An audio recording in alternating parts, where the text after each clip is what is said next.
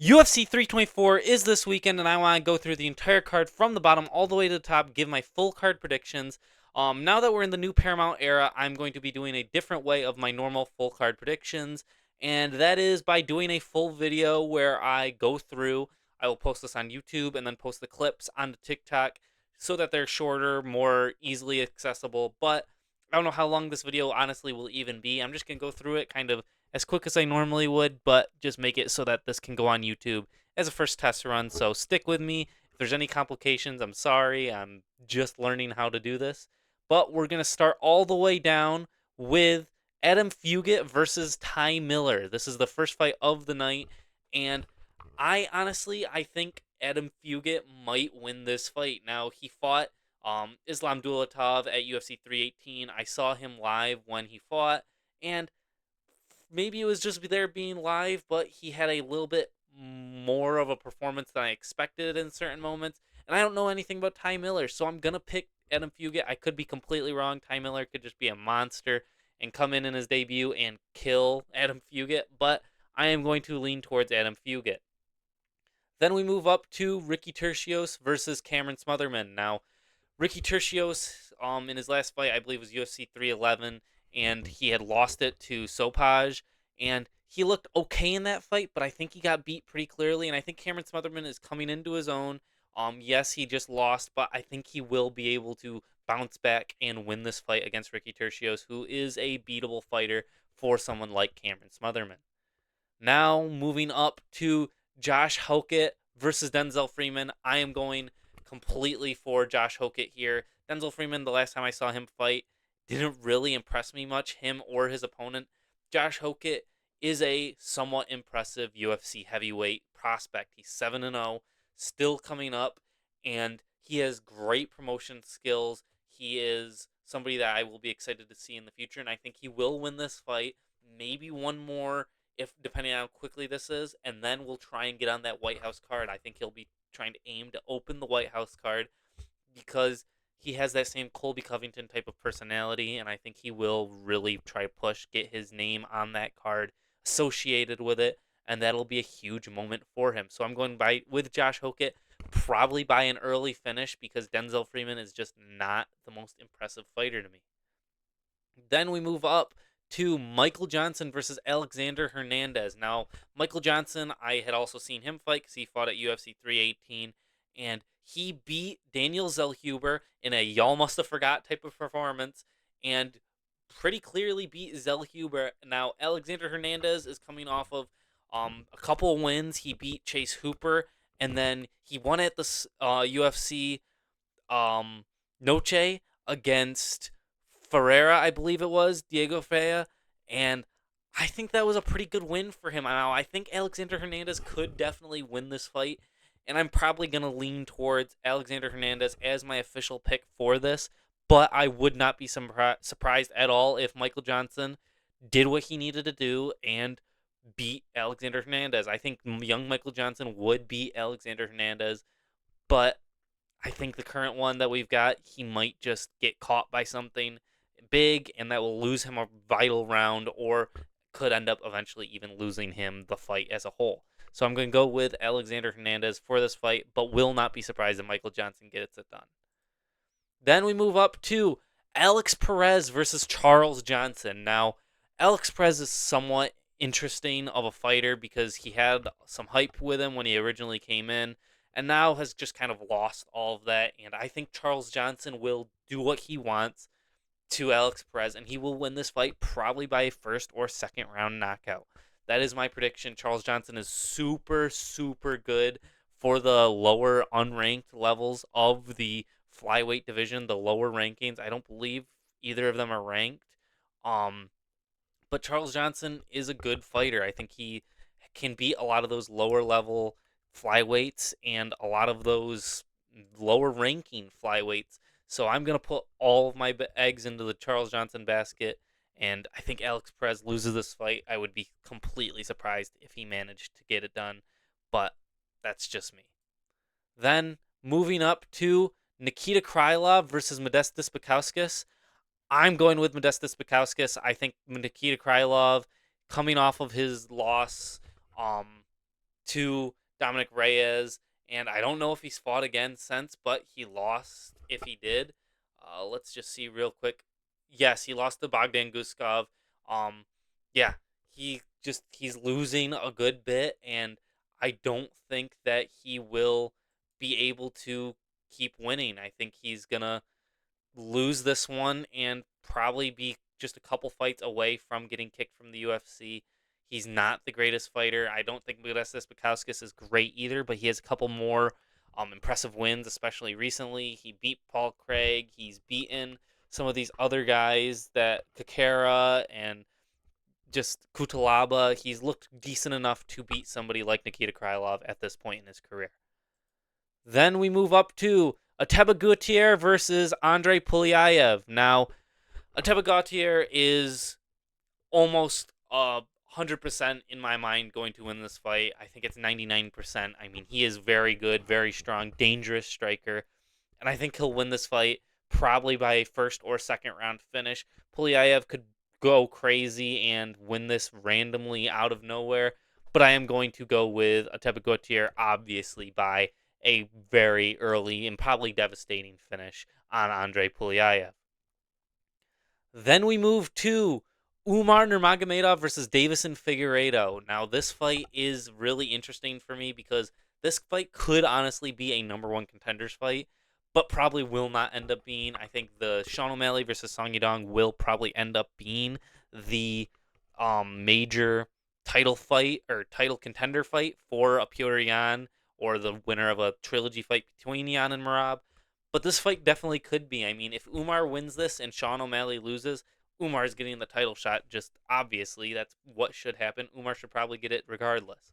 But if Figgy beats Umar, then he has a very real chance for a title shot too. I mean, he lost to Piotr Yan. That was his first big loss in the division. Then he lost to Corey Sandhagen in a really weird fight. Then he beat, I believe it was Montel Jackson. And then if he beats Umar Nurmagomedov, I mean, that's a huge win for someone like Figgy. And this fight is going to be really interesting because Umar obviously has the wrestling advantage, and Figgy was beaten kind of in the wrestling by Corey Sandhagen.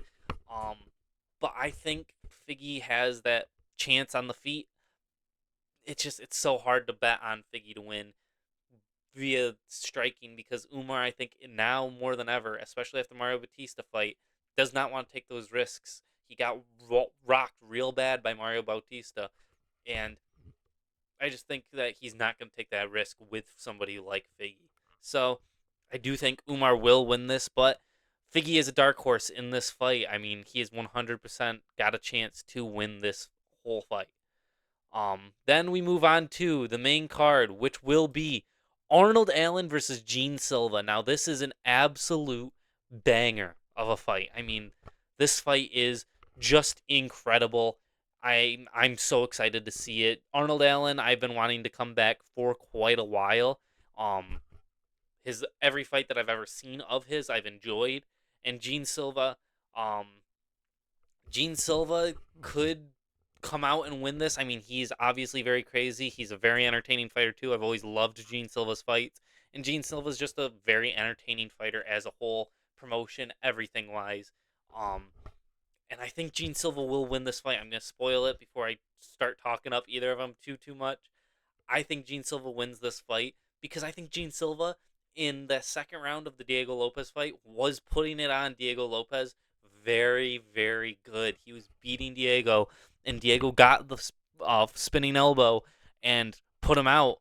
But I think that Gene was looking real good on the feet against Diego. Diego really didn't have much for him when they were at distance, and Gene was picking him apart. And I think Arnold Allen, after all this time off, I mean, he didn't fight at all in 2025. I believe the last time he fought was UFC 304, whatever one the Bilal Muhammad Leon Edwards card was on. And he won that fight, but he hasn't fought since then. I think that ring rust is just going to keep adding up with how inactive he has been. And Gene Silva has been very active and has been getting in there. Now coming off of his first UFC loss to somebody like Diego, he's going to be more motivated than ever to get it back, and I think he will. And I think this will be probably the fight of the night and will end up being a complete war that I think Gene Silva wins by a third round finish. if there's a finish at all. This fight I am so excited for, in a great way to open the first main card of the Paramount era. Then we move on to Natalia Silva versus Rose Namajunas. Now, Natalia Silva stepping in on short notice for Alexa Grasso. Um, that was the original fight, was Alexa Grasso, not Rose Namajunas. Natalia Silva steps in short notice when she does not have to. She beat Alexa Grasso very dominantly, very clearly. She should be the next person for the women's flyweight title and to fight Valentina Shevchenko, but she's putting it all on the line to deserve that title shot. I love that she stepped in on short notice because Natalia Silva is such an entertaining women's fighter, and you don't have many of those in the UFC. And Rose is obviously, it's Rose. Everybody likes Rose, but I'm gonna root for Natalia Silva, and I think Natalia Silva gets it done. I think she's just a better striker, better at this point in her career, and is on that hunt for the title. And I think that she is more motivated to go for it than Rose is at this point in her career.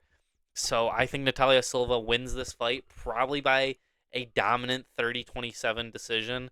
Maybe Rose gets around and it's a 29-28, but I think it's going to be unanimous that Natalia Silva wins this fight, calls out for Valentina, and that's why this is on the main card, is so that you have a clear fight to set up a women's flyweight title fight against one of the greatest ever, Valentina, and Natalia Silva, who looks dangerous and could look great on this card. Or if Rose somehow manages the win, you get to get a former champion going back for her title. And yeah, I'm very excited for this women's fight. It's one of the more entertaining or more exciting ones in my mind for women's MMA, especially now that Amanda versus Kayla has been canceled. Then we move up to Waldo Cortez Acosta versus Derek Lewis. I'm I'm gonna be honest. I cannot go against Derek Lewis. Even though it's probably smart to go against him in this moment, because I mean, you look at it, Derek Lewis should lose this fight. I mean, he is towards the end of his career, probably 12 losses versus Waldo's 2. But Derek, the way he did Talison Teixeira, he put him out. Talison was a very interesting looking prospect who was very untested, and Derek put him out. They fed him to Derek. And Waldo has been fighting very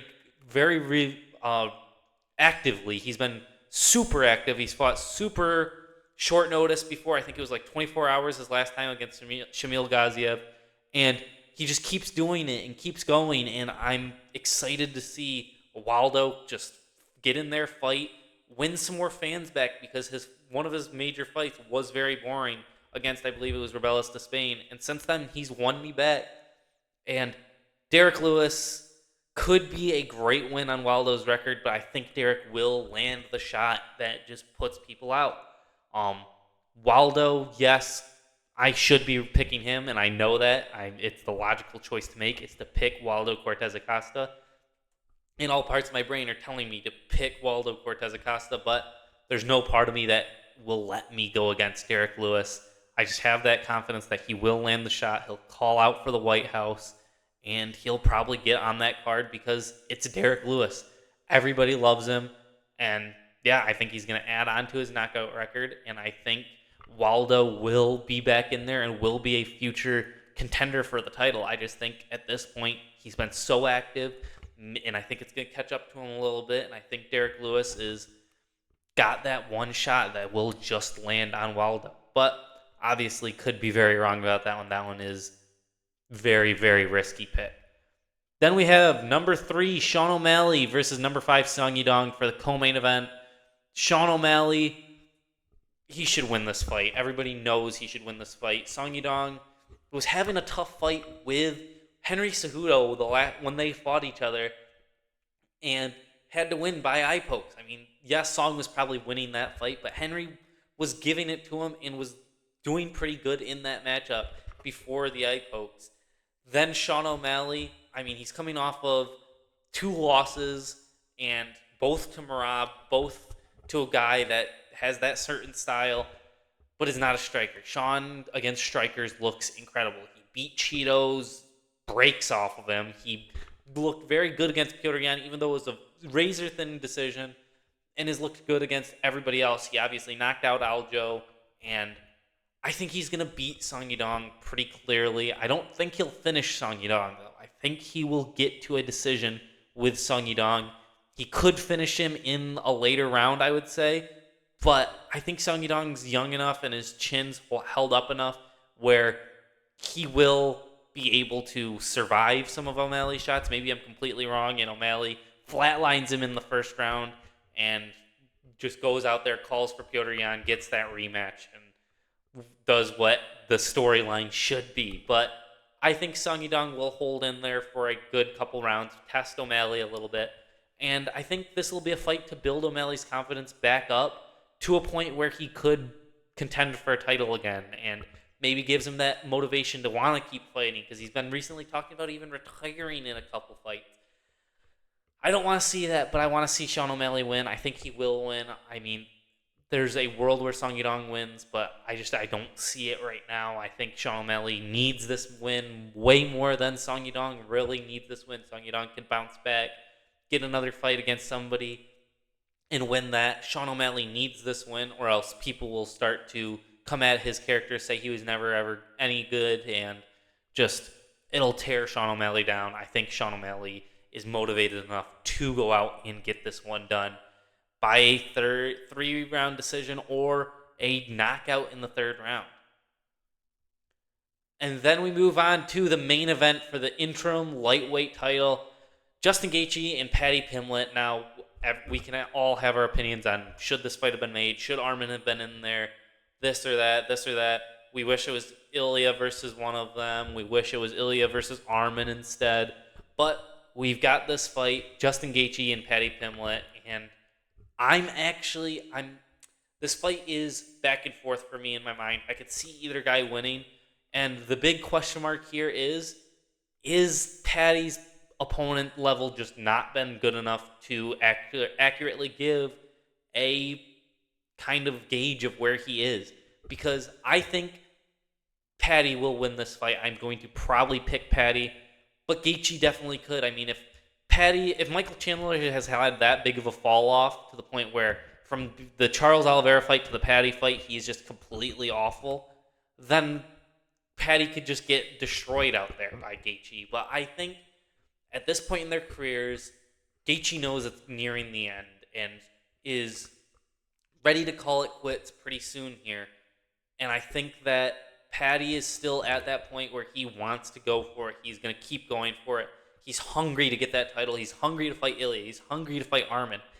Gaethje just seems like, I want a title shot. That's all I'm going to accept. Give me a title shot or else. And he's kind of just trying to get into that last few big fights, win the title, and do what he has to do. And I don't think he has that true hunger, because Gaethje knows that he's going to retire soon anyway. He'll be set no matter what, if he wins the title or not. Paddy wants to set that legacy. He came over, he was making plenty of money before the UFC, and he wanted to be a legacy fighter and went for it. And he has looked great. That Michael Chandler fight, he was imposing in that fight. And Gaethje went to war with Chandler. He won that fight, but he went to war. Yes, that was a couple years ago, Chandler, but Charles Oliveira went to a 5-round decision with Michael Chandler in November, and then in the April after that, Paddy finished him in the 3rd round and looked incredible against him. And Gaethje obviously does not have the jiu-jitsu that Paddy has. Paddy can do what he wants on the ground in this fight, I think, and I'm just not seeing that at this point in their careers, Paddy lose to Justin Gaethje unless the level of competition has been so unbelievably bad for Paddy that they've all fallen off a cliff, and now Paddy will just lose to Justin Gaethje because Justin Gaethje beat Fiziev pretty clearly, and lost bad to Max, but hung in there with Max for all 5 rounds until the last second. I think, though, I am going to pick Paddy Pimblett. I've rambled on about it enough. I'm going to pick Paddy Pimblett by probably 3rd or 4th round submission is what I'm thinking. I'm not thinking triangle choke, but there's some part of me that is leaning towards it just because Gaethje got submitted by Khabib with it. I don't think Paddy's going to get a rear naked choke on Justin Gaethje because I think Gaethje will be looking out for that mainly. I could see it being an armbar that actually Gaethje doesn't tap to and it just actually hurts him.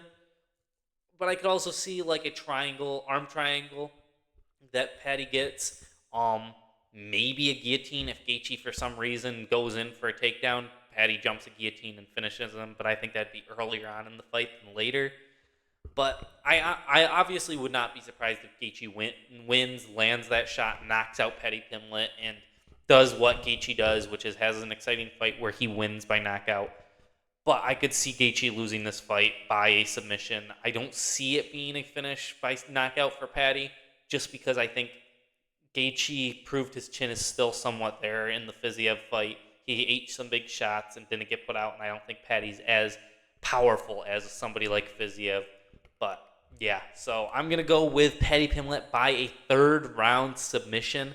That is my official prediction for this. And sorry if this video was longer than normal. I gotta figure out how to do this a little bit more, not ramble on so much, and move on to editing it and figuring out what's going to happen. So let me know what you guys thought, what suggestions you have for what I should do differently, and let me know what fight you're most excited for with UFC 324 coming up this weekend, and what picks you think I'm going to get completely wrong, and what ones you think that are a surefire one, like the Ateba Gautier one should be.